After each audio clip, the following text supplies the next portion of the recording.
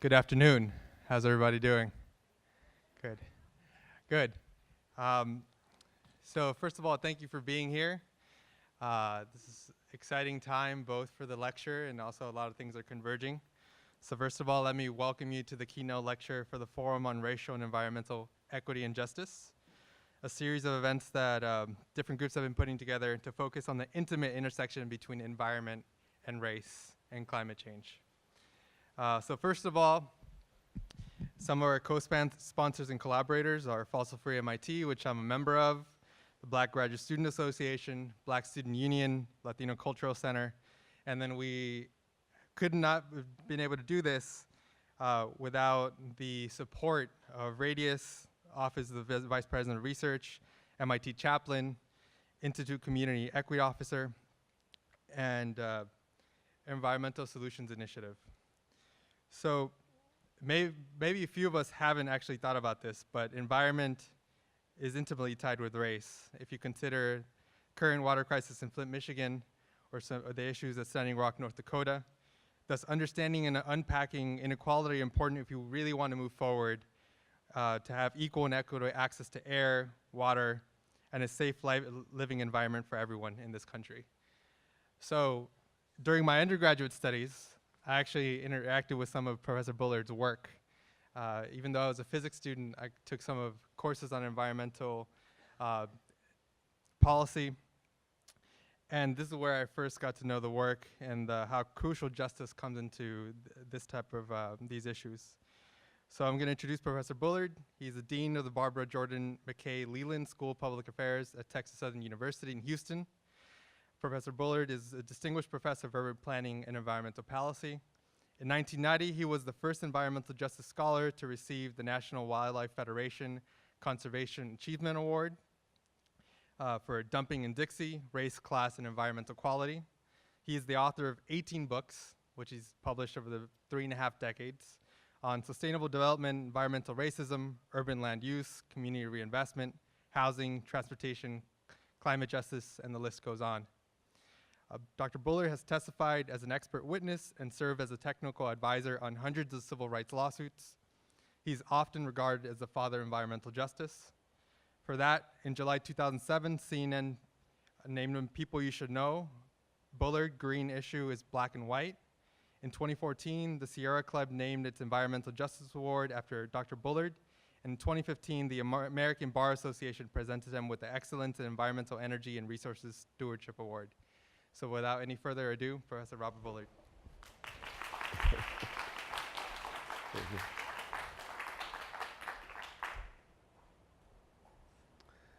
Thank you very much. Good afternoon. I'm really pleased and honored to be back at MIT. It's been some years since I've been here and given a lecture, but I've always been treated real nice.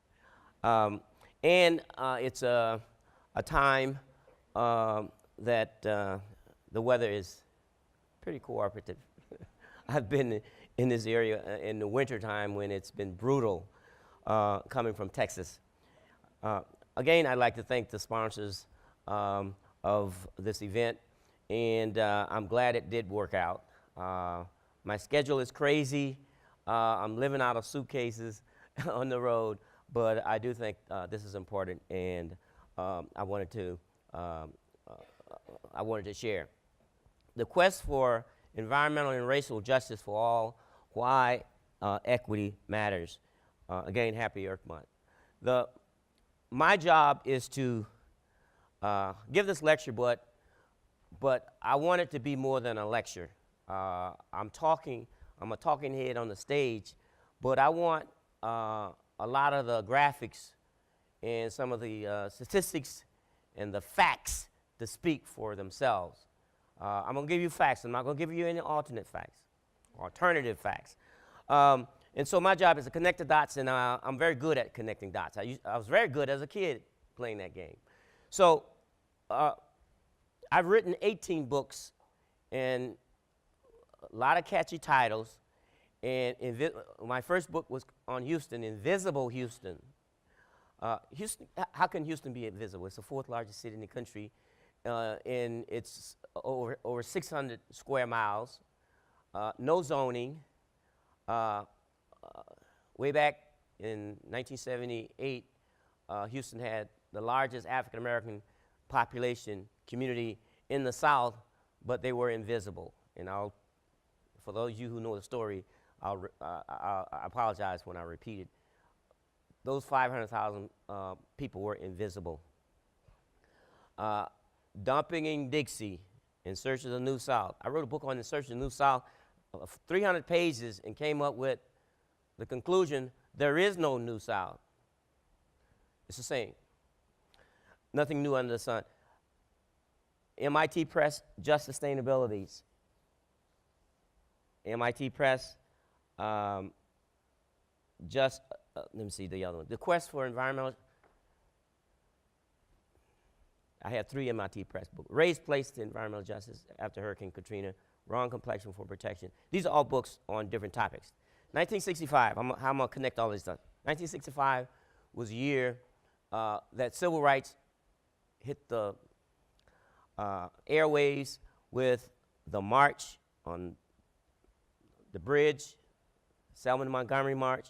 Dr. King said, freedom is never voluntarily given by the oppressor. It must be demanded by the oppressed. This is a march to Selma, the bridge, and what the reaction, response. Anytime justice is demanded, there are forces that resist, even in a democracy like ours. Environmental justice, way back in 1968, Dr. King went to Memphis, Tennessee, on an environmental and economic justice mission, striking garbage workers, black men who were on strike, fighting for economic justice, environmental justice, economic justice, equal pay for equal work, environmental justice, better work conditions, and also to be treated like men with respect. And so this was a human rights struggle. It was an environmental struggle. It was an economic struggle. And ultimately, it was a civil rights struggle. So when we talk about justice and environment, there's some people still don't make that connection. But there is a connection between the environment and the political system and health. 1978, I got my PhD from Iowa State University in Iowa, in Ames, Iowa, in 1976. And we moved to Houston, Texas, my wife and I. And I got a job at the university where I am now as an assistant professor of sociology. And I was there 2 years. And my wife came home one day and said, my wife's a lawyer. She said, Bob, I have sued the state of Texas. I said, you did what? Now, I work for the state university. I'm a state employee. My wife just sued my employer. I said, okay, what do you mean? She said, I sued the state because the state is trying to give a permit to this company. Let me turn this thing on. I was trying to do my time, but I'm good. She said the state of Texas just granted a permit for this company to put a landfill in the middle of this predominantly black middle-class community. And they came to me, and I filed a lawsuit. And I need somebody to collect data for this lawsuit because I just submitted a petition for a restraining order. And I'm going to court in 3 weeks. I need somebody to collect data and show me where all the landfills and solid waste sites and the dumps are in Houston from the very beginning up to 1978. And I need a map. She says, I need a map. Need that.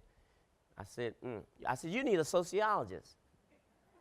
She says, that's what you are, right? Now, that's how I got started in this stuff.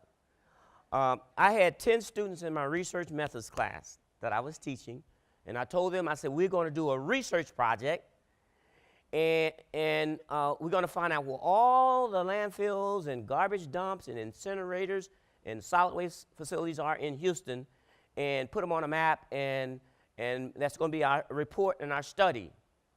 And I'm going to show, we're going to develop and design a study, and we're going to do this for this semester. And so the idea of trying to retrieve information and do a research project that have policy implications and the life and death of a neighborhood, to me, it was a real project. And the opportunity to have students involved, this is 1978 now, involved in a project. And so I designed the study, and we carried it out using various methodologies, research methodologies. We used primary data, that which we went to the community and asked community folks what's in the neighborhood and what's there. And we use archival data by going to old records from the city, the county, and the state, solid waste department, State Department of Health, where they kept records on information on facilities that they had permitted or facilities that had closed, burning dumps, et cetera. We went to the library and we got microfiche. You may not know it. Hanging up and look at newspapers. This is before laptops, iPads, cell phones. The survey data that we gathered from the community, we ran that data on an IBM mainframe, punch cards. This is like ancient now, a hammer and a chisel. The census maps, this is 1978. So we had census data from 1970, 7-0. And the census tract maps were in fold-out maps, books this thick, like this, fold-out maps. You had to lay the maps on the floor and piece them together. Block groups, et cetera. You old-timers, you know what I'm talking about. We had magic markers to color code the maps in terms of the tracts. Red, 50% or more minority. Orange, 49.9 and all the way down. And then green, yellow. Yellow was less than 10% minority. All the city-owned pens, city-owned landfill pens were in the red. You know, so red is red zone. You don't want to be in the red zone. And we used windshield surveys. I sent the students, once we had the list, I sent them out to find the facility to verify that it was there. And I tell them, I said, Houston is flat. A large portion of Houston is below sea level. I said, anytime you see a mountain in Houston, landfill, be suspicious. Other facilities, sometimes, we're talking about going all the way back to the 30s, some of the facilities had closed, so you'd have to talk to the neighbors around and ask these old people what was in the neighborhood. Was there something over on that particular site? And they would tell you. They would tell you because they've been there a long time. They know what's in the neighborhood. And so we're able to verify through at least 4 different methodologies in terms of our master list. And then we put them on a pen and put it in the map. We were map coloring fools for 3 weeks in terms of getting into court and doing that. What we found is that, again, for you urban planners, Houston is the only major city in the United States that does not have zoning. It didn't have zoning back then, and it doesn't have zoning now. It has what's called unrestrained capitalism, which means if you got the money, you can do whatever you want the hell to do. Put it anywhere. And that's what they did.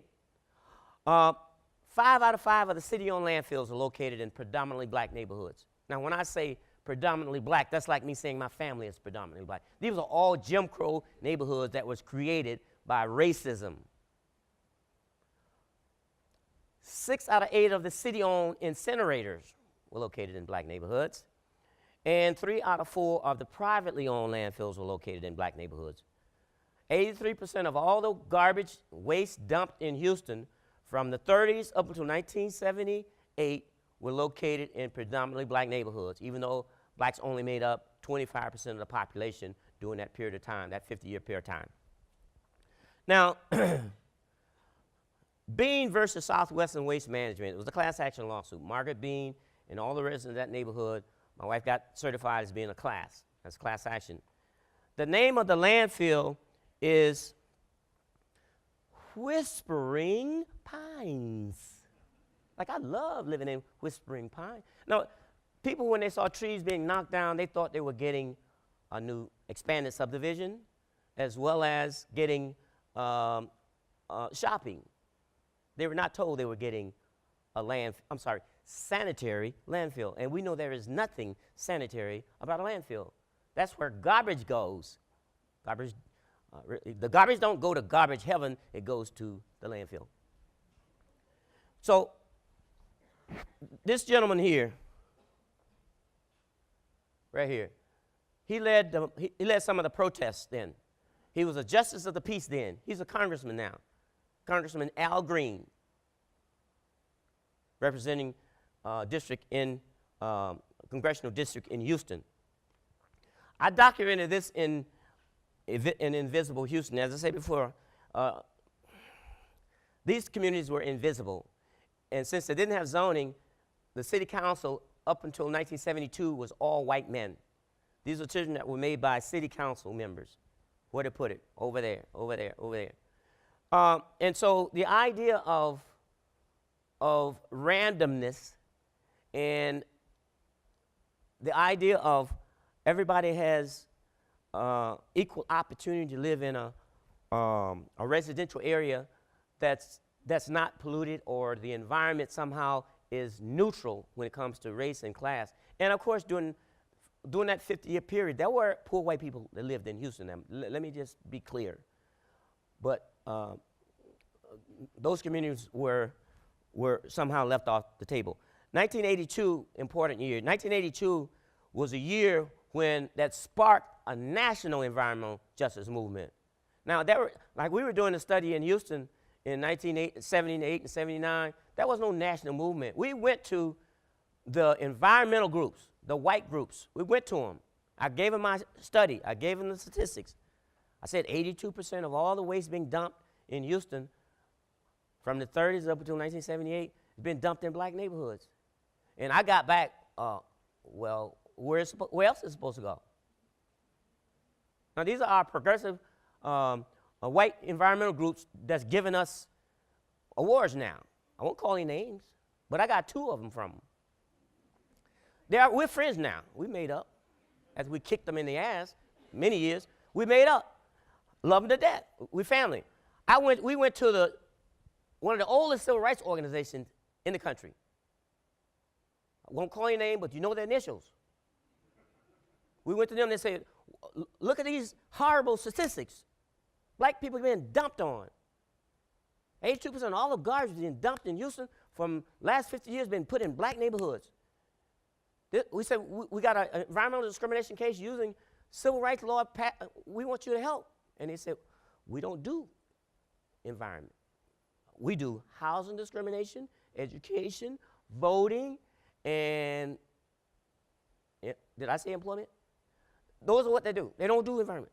It took 25 years for the environmental groups and the civil rights group to come together and say, oh, let's work together on this. We're friends now. So when you talk about the period of 1982, there was no movement, and it took a spark that was just happened. This company bought some oil, and then they dumped it along the highways because a New York-based company in Raleigh, North Carolina, went down there and was going to do some recycling, quote, and got some oil, and the oil was contaminated with PCBs. And they didn't want to pay for it to dispose of it legally, and so they dumped it along the highways. This is 1978. The state scooped it up, and then it's the dirt along the highways, and they needed a place to dispose of it, dump it. And they went through this rigorous process of elimination. Eeny, meeny, miny, mo. Mo was Warren County, one of the poorest county, one of the blackest counties in the state. North Carolina has 100 counties, and Warren County is in that black belt group. People said no. They rose up, Dr. Benjamin Chavis from the United Church of Christ, Commission for Racial Justice, a black civil rights group based in the church. Congressional Black Caucus, ordinary citizens converged. This was a massive mobilization that lasted a couple of years. Over 500 people were arrested. The photograph that you see there, these are young high school kids putting their bodies on the line trying to stop these trucks from dumping this PCBs, this toxin, poison, in this community. And so the idea, this is before Standing Rock. Mass mobilization, people came in from all over and converged and say no. And the idea of resisting, protesting, and then you're met with police who are ready to take their billy clubs and beat you over the head, beat you down for saying, I do not want my community poisoned. And the law was on the side of the company, of the state, and of the enforcers of the state. And people were arrested, taken to jail, and bailed out, and arrested, taken to jail, and bailed out. And so this movement that started in Warren County redefined what environment is, or the environmentalism that's being practiced. Because before Warren County, nationally, there was no environmental justice components inside of these big green groups. The environmental justice movement redefined what environmentalism is and what the environment is. The environment is where we live, work, play, worship, learn, as well as the physical and natural world. It's all of that. The environment is the wildlands, wilderness, wetlands. It's about whales, polar bears, birds, ducks, but it's also about urban, inner city kids being poisoned with lead. It's about kids playing on playgrounds that explode. Or your neighborhood fence line with so much dangerous stuff that you worry every day, 24/7, that something is going to happen, an explosion is going to happen, and if it does, you're at the fence line, you're going to die. So when we talk about the environmental justice principle, environmental justice based on principle that all communities are entitled to equal protection of our environmental laws, housing, health, transportation, civil rights. So we're talking about basic human rights. The right to breathe is not a privilege. Most of us do not decide on Tuesday we're not going to breathe. So the right to have safe food that's nurturing. So when we talk about air and water and food, these are basic human rights, universal, that nobody has the right, or no organization, or no government has the right to take away. And we know what a permit is. A permit, depending on what part of the country, a permit is nothing more than a license to pollute at some level. So when we say, no, our health is not for sale, and that you should not be getting a permit to pollute me and poison me and experiment with me, because that is not informed consent. You can't do that with humans when you're doing human subjects, so you should not be able to do it in communities. 1987 was another year when the United Church of Christ Commission for Racial Justice commissioned this study to look at toxic waste and race in the United States. And what they found is that race was the most important variable to predict where these hazardous waste facilities are. No, not property values, not income, not education. Race was. And this study still stands today in terms of the methodology. It used very sophisticated statistical techniques, multiple regression and path analysis, and did all this, what it needs to do to isolate what the variables are in terms of their predictability and in terms of how much weight or power it explained. And race was. 1990 is another year. The idea that these young people, they are so brave, fearless. I mean, these trucks are carrying poison, and the police are protecting the trucks that's carrying poison, and these young people are putting their lives on the line. I said, damn, these are some brave kids. That picture is so powerful, that should be on a book. When I wrote Dumping in Dixie in 1990, there was no book out on environmental justice, environmental racism. And I finished the manuscript in 1990, and I sent it to a dozen publishers. Got rejection notes that was hateful, insulting, and just plain out just telling me off. How dare you put race in the environment? The environment is neutral. Everybody is treated the same in the environment. Justice, there's no such thing as environmental justice. How can you say that the environment is unjust? And say environmental racism? The environment can't be racist. I got all those letters. You know, rejection is a mother. But for me, that was like, I'm getting this book published. I went to, as I said, I finally went to Westview Press in Boulder, Colorado. Now, Boulder is different. You ever been to Boulder? Boulder's different, a little different. They said, okay, we'll publish your book. Boom. They published the book. It was 160 pages.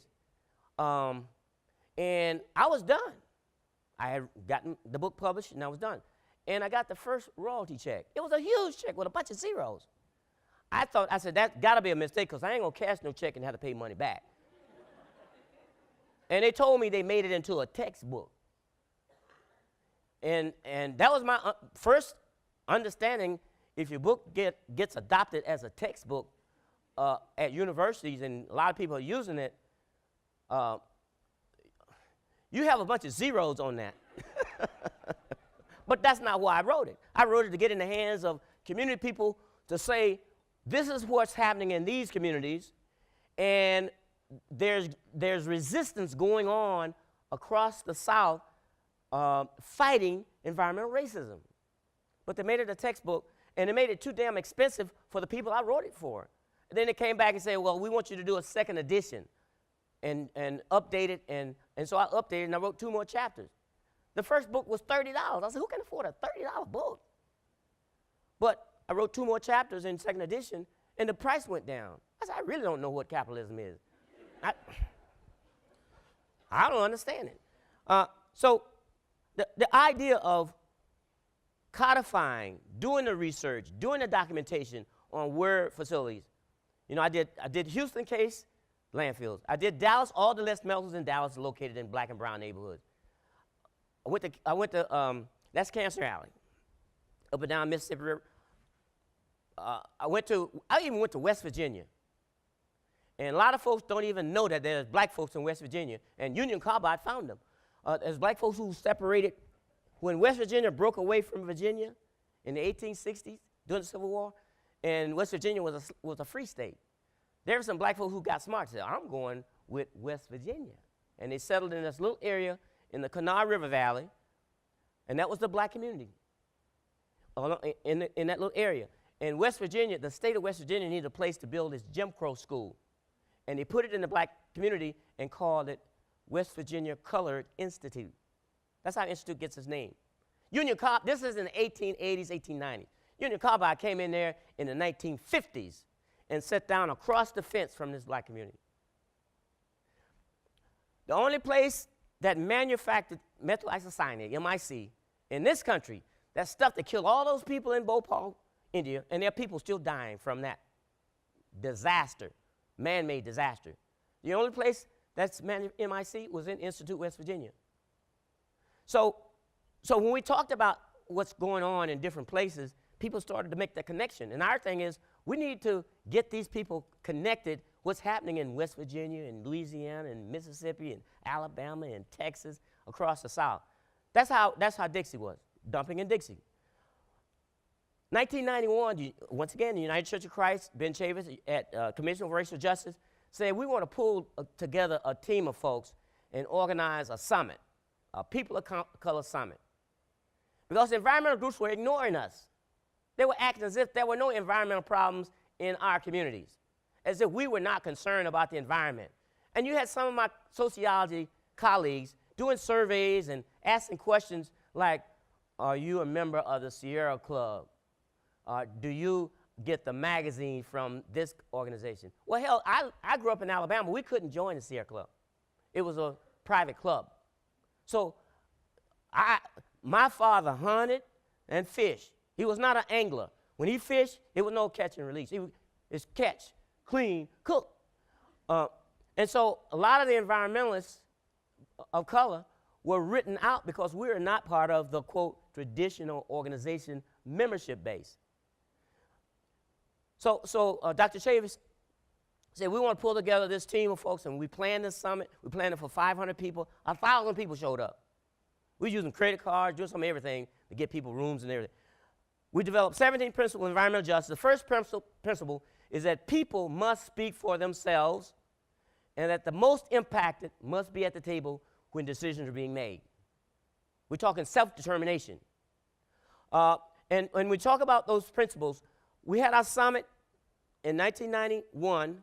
By June of 92, when the Earth Summit occurred in Rio, and there were 15 of us EJ folks that went there, our principles had been translated into a half dozen languages. And of course, Portuguese and Spanish and French, etc. We planned the summit 4 days. The first 2 days, we said, people of color, you got some baggage that you got to unpack. And it just can only be people of color in the room the first 2 days. African Americans, Latinos, Hispanics, Asian, Pacific Islanders, Native, Indigenous. We don't know that much about each other. We got stereotypes that we'll have against each other. We're going to unpack those. And once we unpack those first 2 days, we letting everybody in, because we cannot be exclusionary. So when we developed those principles, everybody was in the room.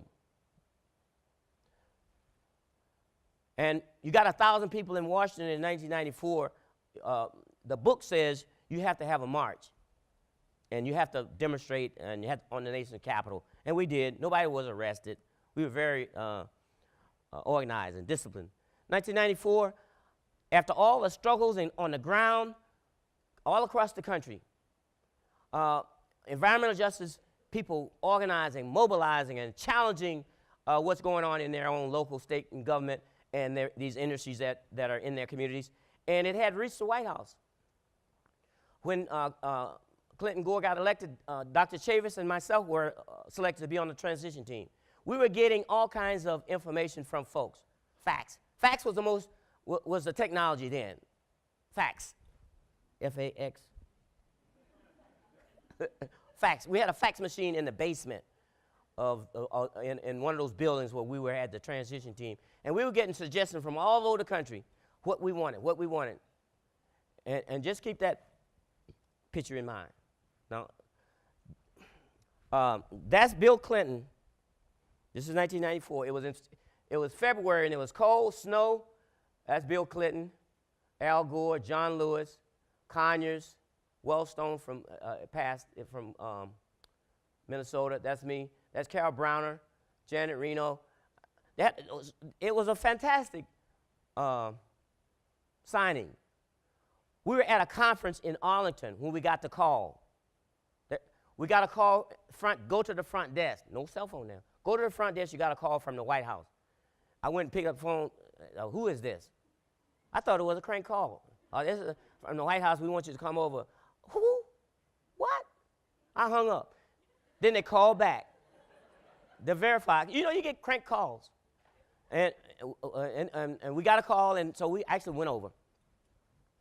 I must say, without hesitation and without embellishing, the Oval Office is a nice office. 1999, we said, we need some very smart people to do a study on environmental justice and health. And we want the National Academy to do it. Because who's going to say the National Academy, a bunch of political radicals? So the National Academy, Institute of Medicine, did a study on environmental justice. And what they found is that there are certain communities that are impacted by environmental problems more so than others. We say, duh, yeah, good, smart people. And the idea is we wanted the National Academy to go on record that environmental justice issues are real, and that the communities that are impacted, they're real, and the health impacts are real, as opposed to the few of us writing articles and that kind of thing. So that was a political move that we wanted to have the National Academy to do. And so the idea of getting research done and getting more people involved in that research act, that's political. To have voices at various levels saying things that support the information that we've gathered all along. The same facts that they carry can go into a room and make a difference depending on who the messenger is. So it's the same, could be the same message, same facts, but if you got different messengers taking that information, can make a difference. So in 2007, we updated the UCC report, United Church of Christ report, and what we found is that over the 20-year period, things have gotten worse. In 1987, 33% of the people who lived within a 2-mile radius of these dangerous facilities were people of color. 20 years later, it's 56%. And if you look at the clustering effect, which generally occurs in the real world, you get 1 landfill, it's easy to get 2. If you have 5, it's easy to get the 6th, because they'll say, well, you got 5, 1 more won't make a difference. The cluster, 69% of the residents who live within a 2-mile radius of these facilities were people of color. And what we say is even a child knows environmental racism is illegal, and it should be fought, should be challenged. And there's a direct correlation between exploitation of land and exploitation of people. You go across this country or you go across the globe, the most exploited places, politically and economically, oftentimes are also the most polluted, and those populations are also the most at risk. Here's an example. I'm going to give you one example that will show you, and you won't believe this. This is the poster child for environmental racism. It's about water, and it's about well water in Tennessee, Dixon, Tennessee. It's about 40 miles west of Nashville. This is a community that grew up after slavery in a county that's 4.5% black. 4.5% black. But every waste facility in that county over the last 50 years have been placed in this one little community on Eno Road in this county that's 4.5% black. And this is a case where the community, the landfill that accepted waste from this company leaked into the groundwater, TCE into the groundwater, trichloroethylene, poisoned the wells and poisoned the community and poisoned the people that live there. This family, black family, it's families that all connected go back to slavery. And the water in this family's well was tested and found as early as 1988 to be contaminated. They wrote the black family's letter saying, we found something in your water, but it's okay to drink, it's okay to bathe with, and okay to cook with. At least 2 letters like that from the state. They found TCE in white family's spring that's down the street from this black family, because in this little rural town, black and white live very close together. They wrote a letter saying, do not drink, bathe, or cook with this water. We will give you bottled water. Now, this is before Flint. They gave the white people bottled water, and they hooked them up on the city line. There were 8 families that lived around the plant that manufactured this chemical that was used in degreaser that dumped the waste at the landfill. This company had a spill on site, and the wells of these 8 white families that live around this plant, their wells were contaminated. Within 48 hours, a remediation plan was put in place. The families were sent letters. The state officials went out and talked to them, and they were given bottled water within 48 hours, and they were put on the city line. 48 hours, as opposed to this family, TCE was learned to be in that well way back as I said, 1988, and they drank contaminated water up until 2000. 12 years they drank this stuff. This is a sign that was put in white family's yard.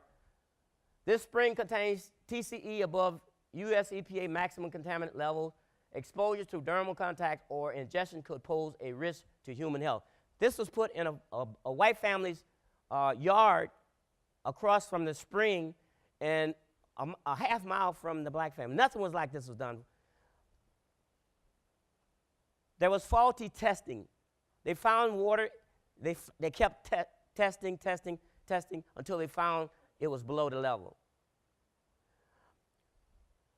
Here's a case where in October 9, 2000, the well of Harry Holt was 24 times higher than the maximum contaminant level, 24 times. So here's the, this is the family's house down here. This is the landfill. This is their little house down from the landfill. It's 54 feet from the landfill. This is a house. Across the street is the landfill. Dumps don't make good neighbors, no. A U.S. Geological Survey did a dye tracer study, where they did an analysis of all the ponds and all of the springs and all of the wells, private wells, within a 2-mile radius of this landfill. But the facility or the house and the well that was closest to the landfill, 54 feet, and then where TCE was found first, was left off that list. And the family said they tested duck ponds, all the ducks, and we love ducks. They tested the dog pound, Humane Society, where they euthanize 300 dogs a year, dogs waiting on death row. They got clean water. So the idea of, and this Humane Society is across the street from the family. Dogs had more rights than a black Tennessee family. Dogs waiting to die. It reminds us of white and black, Jim Crow. Dogs and people now drink from the same fountain. I took this picture in Houston around the park. You ever seen these? It's hilarious. I grew up in Jim Crow, where water fountain over here, colored over here, but the water goes like this. It's the same water, but you couldn't be, okay. So this land, the case was filed in 2003, and it settled in 2011, $5.6 million settlement. But the county and the city spent $5 million fighting this family. They could have said, okay, we're going to settle. There were 3 other lawsuits filed by white families that, after the black family filed their lawsuit, the white lawsuits were settled quickly. This thing dragged on from 2003 to 2011. Now this is the most, up until Flint, there's 1,300 pages of documentation on EPA's website that we were able to retrieve a lot of this information. The letters, when I show people these letters, these are smoking guns. Now they're going to take down all that stuff now from EPA's website.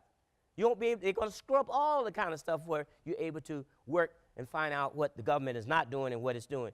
2014, we got Flint. Flint water crisis is something that was man-made, created. It could have been prevented. And again, this is one of the cartoonists said, water, white, colored. Actually, Flint did have colored water. Geography of air pollution. I'm going to go through this stuff quickly. Breathing, as I said before, is a basic human right. Clean air should be something that is a given right. Nobody has a right to put stuff in the air to make you sick. The American Lung Association just came out with their State of the Air 2017. It says more than 125 million people live in areas where the air is not safe. America is segregated, and so is pollution. Researchers from Minnesota found that people of color breathe 38% more polluted air than white. People of color are exposed to 46% more nitrogen oxide than white. African Americans are more likely to live in neighborhoods that's more polluted than whites. If you talk about, this is true in 19 states for blacks, states for Asian and 12 states for Hispanic. It's not a poverty thing. Affluent African Americans are more likely, that's somebody who makes $50,000 to $60,000, are more likely to live in neighborhoods that's more polluted than whites who make $10,000. Yes, that's true. This study done at the University of Colorado found, and again, why? Residential segregation and housing discrimination. Even middle-class African Americans find it difficult to leave, to find neighborhoods that's healthy and sustainable, and we have to settle for more polluted. Geography of dirty power. African Americans are more likely to live in areas where near dirty coal plants. So going to clean coal, that ain't it. Going to clean energy, renewable energy, makes more sense to a lot of folks who live in these dirty areas where you have these power plants. It's not just about climate. It's not just about CO2 and not just about greenhouse gas. It's also those co-pollutants, those heavy metals, mercury and lead and what's happening with the PM10 and PM2.5. That's creating a lot of health problems. Green is good. Having access to green is fabulous, a park, but we know all parks are not created equal. There are many of our communities, their parks are located across from very dangerous facilities. This is in Houston. This is in Louisiana, Norco, Louisiana, a community that's sandwiched between two refineries, two shell refineries. This community fought for 10 years and finally got relocated. This is another community. This is in Houston, across on the ship town, Port Arthur, Texas. This photograph, this refinery is was supposed to be the last stop of the Keystone XL pipeline in Port Arthur, Texas, and in Houston. Those two photographs, Houston, that's the last stop. It starts in Canada, in First Nation, and it ends up in a community of color. Houses so close, doesn't make any sense. Port Arthur. This is Houston, Cesar Chavez High School. Cesar Chavez High School. We know who goes to that school. And this is across the street from a huge refinery. Lots of problems in this particular area. Who do we want to protect? Provide stringent regulations to protect the most vulnerable population? Children. And we know children don't vote. We know they can't march, they can't demonstrate, they can't file lawsuits, so we must do that for them. Asthma is an epidemic, and there is an environmental link when it comes to who's impacted. Children of color are more likely to be sent to the hospital or die from asthma 3 to 4 times greater than the general population. And we can map vulnerability. All that stuff we're talking about, you can put it on a map, you can present it, and show the relationship and how you're going to address it. You can try to address the whole thing, but doing it one little thing at a time probably will take forever. So we can map these belts, these corridors: black belt, Latino belt, poverty belt, uninsured belt, Bible belt, obesity belt, food desert belt, diabetes belt, stroke belt, pollution belt, and disaster belt. This is United States. We're in the Northeast now, but when I go back home tonight, next week, whenever, I'll be going back to Houston, which is the South. They say it's Southwest. No, Houston is South. Zip code is still the most powerful tool to determine or to predict health and well-being. You tell me your zip code, I can tell you how healthy you are. All zip codes are not created equal. The darker the zip code, if you go down here, this brown shaded area, I was told that that's not brown, that's rust, or it might be salmon. And I told myself, I have a PhD in sociology, not Crayola. So it looked brown.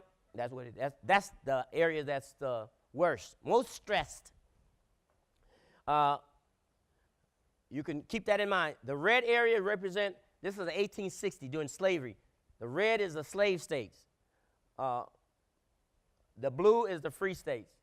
So if you look at this map and look at now, 1950, in terms of segregation, in terms of Jim Crow and the impact, and if you look at where the black population is now, we're in that southeast corridor. If you look at where black colleges are located, for some reason they tend to be located where black people are. We don't know why. The Latino Hispanic population, you talk about South Florida, Southwest, West. United States, that purple area, this is 2010, 2040, 2060. You see where the states are going to turn.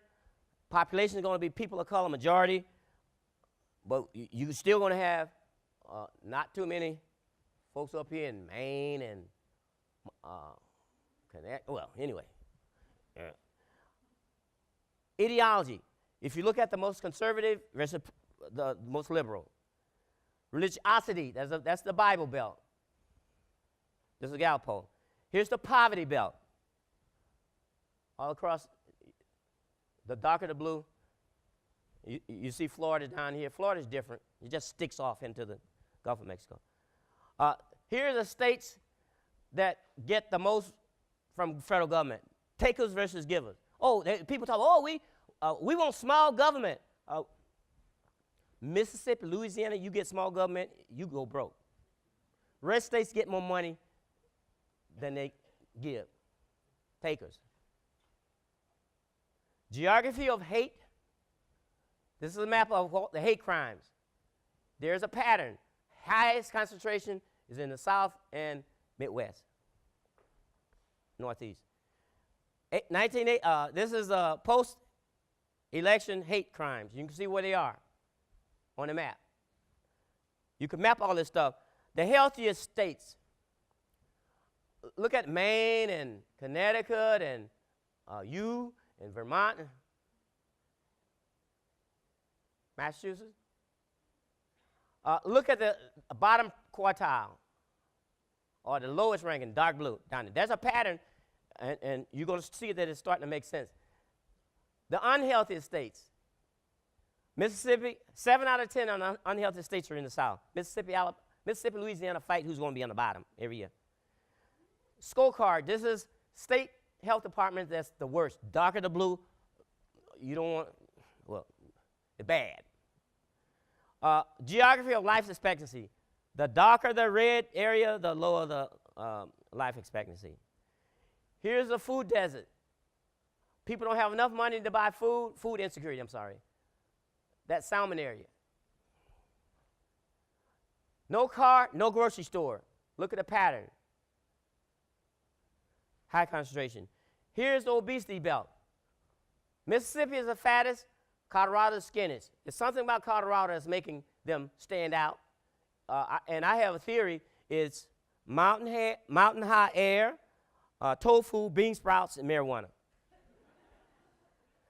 Here's the diabetes belt, red. This is the heart disease belt, red. This is the stroke belt, the heavy purple. This is the lung cancer belt, the heavy brown. This is the Zika belt, Zika virus. Just keep these maps in mind. Where the mosquitoes are, that's going to be carrying. And that whole pattern, the worst state to be a kid in terms of free lunch programs, look at that concentration. Worst case to be a kid in terms of well-being, this is the Annie Casey Foundation, yellow. This is the uninsured belt, heavy concentration of green. This is the stupid belt. This is the states that sued the federal government, say we don't want Obamacare. We don't want to be part of it. They went all the way to the Supreme Court and lost. This is the not expanding Medicaid. We don't want that Medicaid. We just want our poor people to die. And see what, okay, this is 2014, and see what Obamacare has done. These are heavy red means high concentration of uninsured, 22% or more of the population is uninsured. Look what Obamacare has done. Look at it. I ain't making this up now. This is coming from the federal government. But there are still some people who are in denial. I don't believe in global warming, climate change. The states that harp that, oh, I don't believe in climate change, that's just not. Look at the concentration of, oh, shit, okay. Sorry about that. The places, climate deniers. The very places that get hit the hardest when it comes to severe weather and climate disasters. The very areas, very poor, high poverty, uninsured, Now, so climate change is going to exacerbate all those things. That's the social vulnerability that we're talking about. Average monthly electricity bill. People that pay the highest for electricity is in the South, red. Same here, it's per capita, spent on power. Red is bad. States energy efficiency scorecard. The most efficient states, you're going to find them in the South. These people don't, I'm a Southerner now. I grew up in Alabama, so I can talk about my peoples. State renewable electricity standards. Green is good, white is bad. That's not racial. Look at that, look at how white is down here. We don't want no renewable energy. We want fossil fuel. We want to burn coal. We want status of state climate adaptation plan. Green is good. Yellow is getting better. White is not there. Wind energy, see what wind is? The white areas, there's still a lot of potential for folks down in those areas that's white to have wind. Leading in solar, North Carolina stands out as being a major producer of solar. But other than that, so wind is like nothing. Will the government respond to climate change be fair? We did a book in 2012 on NYU Press. It's about 300 or 400 pages. We came up with the answer, no.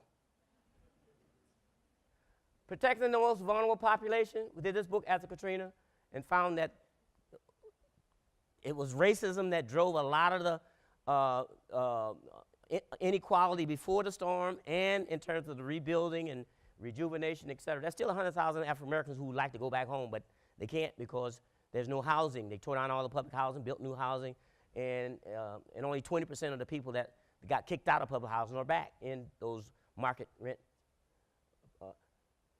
And we know what happened in Katrina. 80% of the city flooded. People washed away. High water, rising tides. 80% of the city flooded. Looked like a third world. This is in the Montreal Convention Center. This is a Superdome. Those pictures stand out. 1994 picture, remember that picture? Clinton signed the executive order. 2017, we have another president signing an executive order stripping environmental protection. Night and day, night and day. But again, the idea of building resilient communities, we can't do it unless we talk about addressing justice and equity and fairness issues. Inequality across the board and addressing issues that in terms of climate, environment, health, et cetera. You got to deal with past discrimination and discrimination going forward. And so the climate march this Saturday, we resist, we build, we rise. And for those who can participate in D.C. or in local marches, local events, I think that's very important. It's important that young people, students, understand that every social movement that has been successful in this country has had a strong youth and student component. Every one of them. Peace and justice, civil rights, women's movement, anti-war, you name it. Climate is no different. Environment is no different. And I urge you to, no matter what discipline you're in or what your area, you can contribute. Communities out there are suffering and they need assistance. They need support. And students have a lot of energy and in many ways we can get you at a good rate pro bono. So I think it's important that you do engage and thank you very much.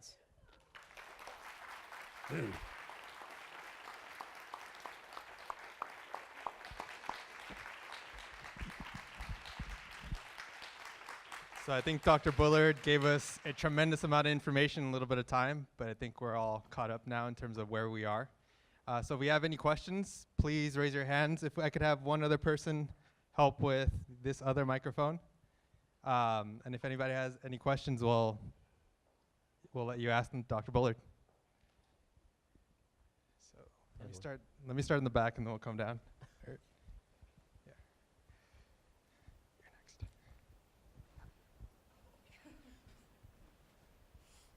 Hi, thanks for your presentation. I think I'm wondering about, You talked about a lot of the intersections and how the EJ movement has grown to encompass more things, and the principles themselves talk about self-determination as well as other issues. And I'm wondering, I work in the governmental sector, and EJ usually is restricted to just talking about environmental contamination and pollution. And I'm wondering how, I guess you see, I don't know, how the movement folks sort of see it as this holistic thing, and how the governmental agencies sort of see it as this other thing. Like, can you talk about, I guess, a more holistic approach to environmental justice? How can that be done at a governmental level, I guess is my question. Well, let me just answer it by saying that environmental justice does not just deal with the bad stuff, the pollution. It also deals with access and distribution of the good stuff. And I've worked on lots of cases with Department of Transportation that talks about getting access to, for communities to get access to better transit and access to jobs, and to make sure that tax money that's spent does not, the money just don't just go to building roads, but also go to building communities and supporting transit. In terms of USDA and its urban gardening programs, and U.S. Forest Service talking about urban forestry and the benefits of green, going green in terms of our schools.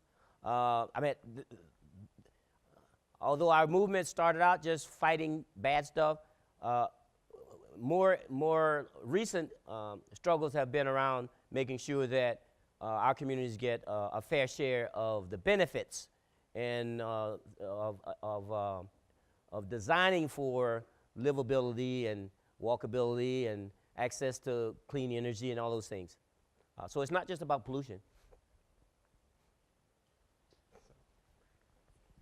So my question is about any recommendations you might have for how people in education can advocate for environmental justice in schools they teach in. Because I used to teach in a low-income school in South Providence, predominantly minority students, and they just got all the crap, all of it. And of course, the teachers kept getting blamed for low performance when the studies have showed that poor air quality really impacts student performance strongly. So if you have any recommendations, I'll be really excited to hopefully pass them on and maybe make a difference. So thank you. Yeah, we have to do a better job of communicating what environmental justice and health equity and vulnerable population, what all that means. And you're right, numerous studies out of UCLA and case studies in California, Dr. Paul Mohai studies in Michigan looking at Detroit case studies of pollution near schools and performance, academic performance. A study done at University of Texas El Paso looking at grade point average and student learning, et cetera, with pollution.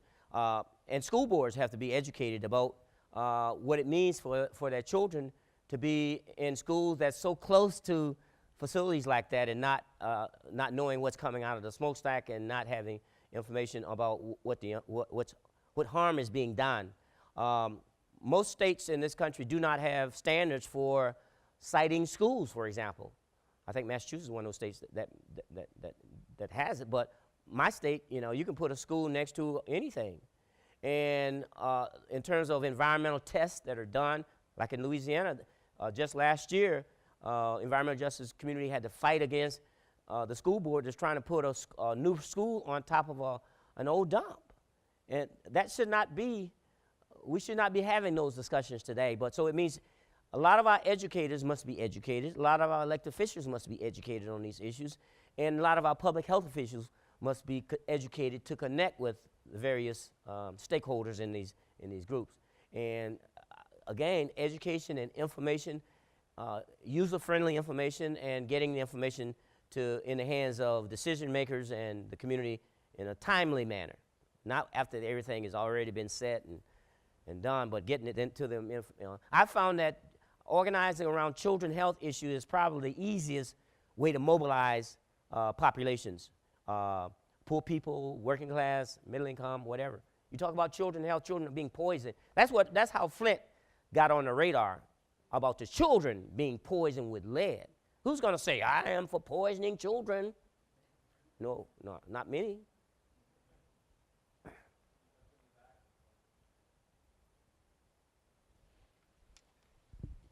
Hi, thank you so much for being here today. I'm a student here and I focus on the intersections between incarceration and environmental justice, and I'm wondering if you can talk about, given how environmentally exposed incarcerated people are and also the use of prison labor to deal with environmental disaster, what are opportunities for coalition work between criminal justice advocates and environmental justice advocates? Yeah, there's a whole movement now that's converging around prisons and the environmental injustice that's occurring inside of prisons, and it's working. And we're working with some of the groups that are trying to get their issues raised to a higher level in terms of advocacy, in terms of reform, and also in terms of looking at a large percentage of inmates come from neighborhoods where lead was a major problem. And this is not to say lead causes crime, but in terms of behavioral problems and dropping out of school and learning this, there are some environmental connections. And so in terms of way inmates are being exploited with the experimentation, in terms of labor, and in terms of signing up for trials and kinds of things, clinical trials, not trials like court trials, clinical trials. There's a lot of, as I said, more and more advocacy groups now are talking about prison rights and going into the health and environment components.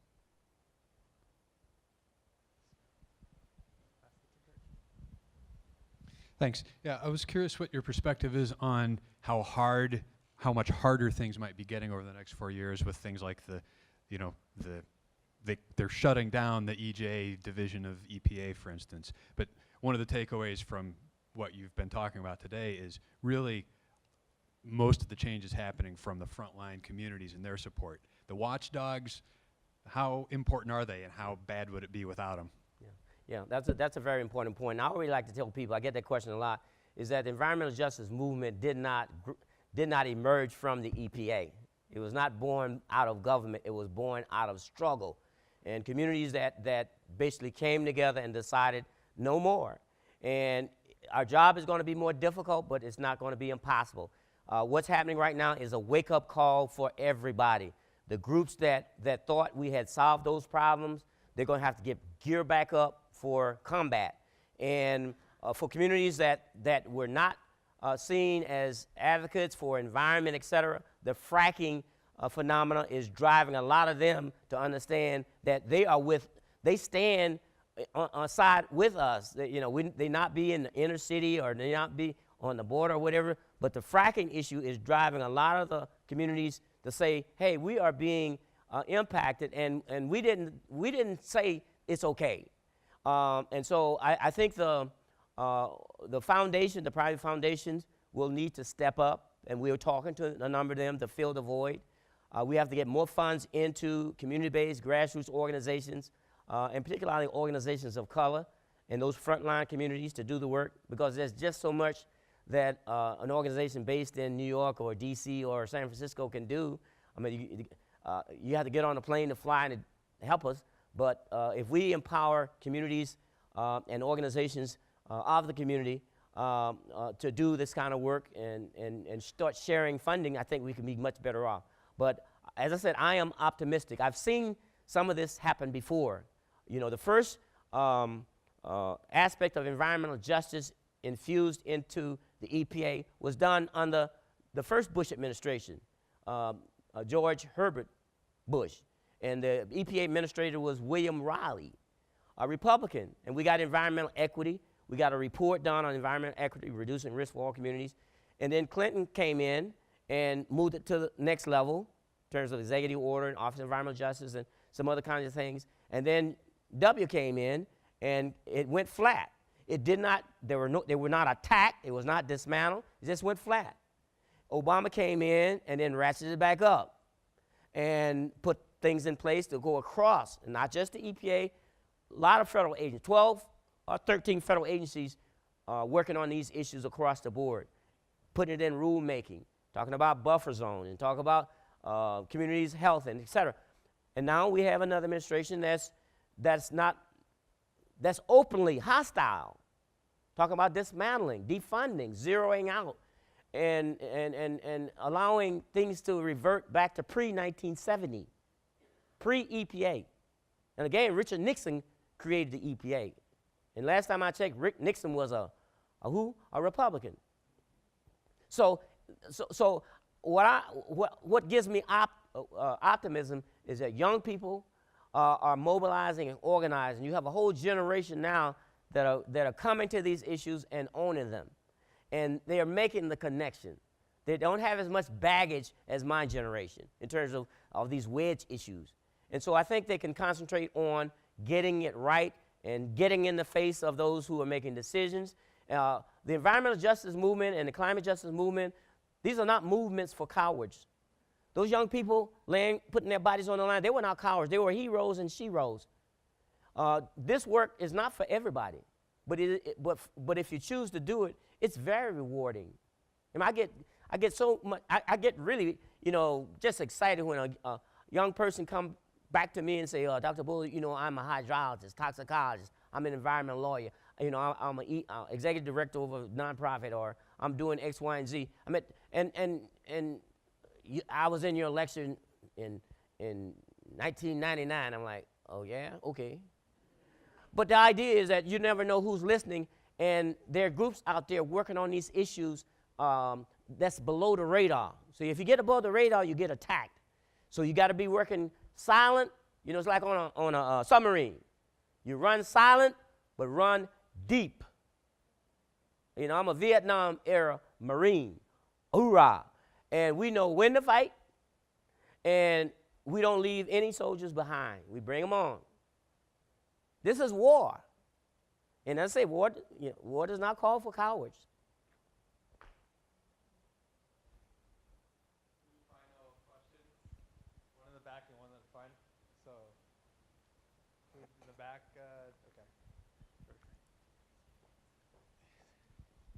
Okay. You just mentioned these silent but running deep organizations, and I was wondering if you could talk more about who they are and what they're doing, because if those are the groups that are likely to be most impactful in the near future, I would like to know who to support. And Well, there are lots of groups out there, and I don't want to call anybody, do any shout-outs or anything, but from my perspective, the groups that's doing the most long-lasting, impactful work are the communities, the organizations in those frontline communities, because when they leave the office or they leave the meeting, they go back home that's in that same community. And those frontline communities, whether we're talking about sea level rise or droughts or flooding or talking about all kinds of communities that are trying to get the emissions ratcheted down, or getting coal plants to close or convert to clean energy, et cetera. Those folks, for them, climate is real. Climate change is real. And if we can get more resources in their hands and get the partnerships with the green groups to work with them, not to lead them, not to hold their hands, but to work in collaboration, in partnership, true partnership, not junior partner, not silent partner, but real partnerships, I think we can do a lot. We're getting there. We're getting there. And these last two marches, the one coming up, I think it's shown some of the cracks that how there needs to be more outreach done to support those community organizations that are on the front line.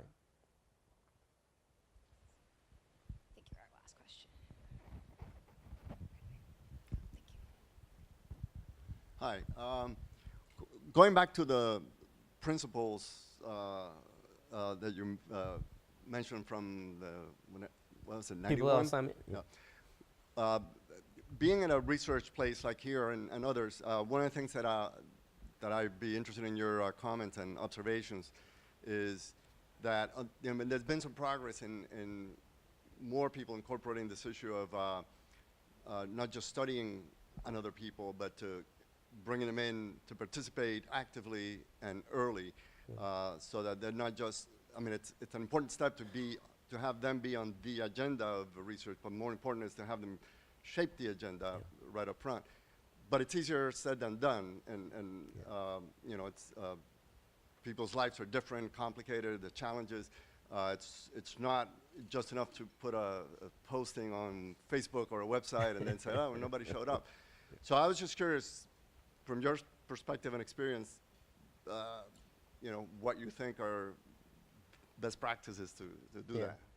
Yeah, you know, there's a term, what they call community-based participatory research.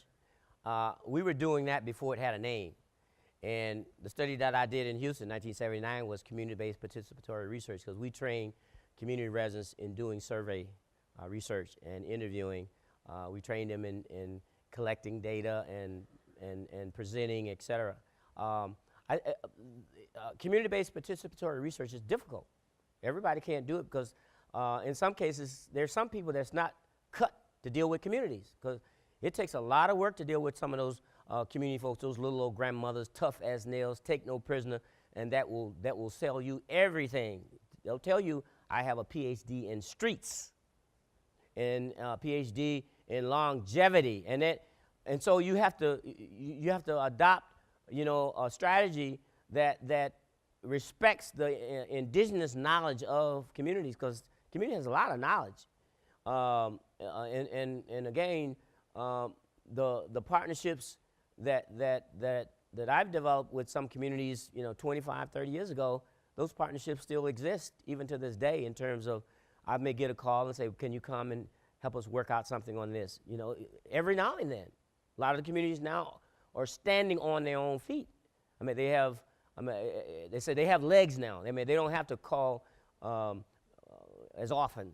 But when they do call, you know, we have a team of people that's ready to work on issues like a Flint, or like what's happening East Chicago, Indiana, or down in Alabama. And so it's, you know, doing that participatory, community-based participatory research, or community epidemiology, or having that community component is very powerful. But it takes a special breed of people, researchers, to do that. Yeah. Okay, so out of respect of everybody's time, I think that'll be the last question, although Dr. Bullard will be here. So if you have a really important question that is burning, please come down. So please let us thank Professor Bullard one last time. Thank you to all of you. The forum will have one final event, which will be by fifth-year PhD, who will become soon Professor Kevin Richardson. It'll be on May 9th, Tuesday. I'll send out an email about that later, but we'll be talking about the philosophy of environmental justice and other tools to think about these things. So thank you.